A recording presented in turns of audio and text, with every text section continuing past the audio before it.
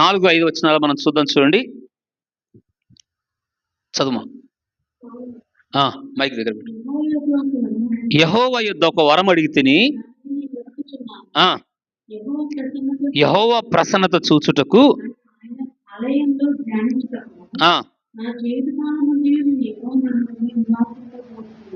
ఏముండాలనుకుంటున్నాడు ఆయన?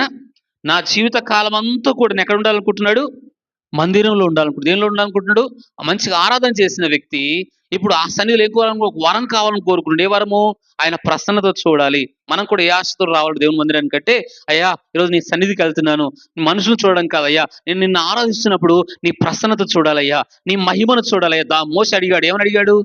అయ్యా నీ సన్నిధి మాతో రాకపోతే ఇక్కడ నుంచి వెళ్ళనన్నాడు. ఎందుకన్నాడంటే మోషకు ఒక ఆలోచన ఉండే, దేవా నిన్ను చూడాలని ఆశ పుట్టింది. మోషకి ఏం ఆశ కలిగింది? అయ్యా నిన్ను చూడాలని ఆశ ఆయన అనగానే అసలు చాలా సమయం దేవుడు ఇచ్చాడు. ఏంటంటే అందరూ ఎవరు చూడలేదు, కానీ మోసే చూశాడు, వెనక భాగాన్ని చూశాడు మోసే. అప్పటి నుంచి మనుషులతో ఉండేదానికంటే కూడా దేవునితో ఎక్కువ ఉండాలనుకున్నాడంట మోసే. ఎవరితో ఉండాలని కోరుకున్నాడు? అందుకే నీ సన్నిధి మాతో రాకపోతే ఇక్కడ నుంచి మేము వెళ్ళము అంటాడు. అంటే సన్నిధికి ప్రాముఖ్యత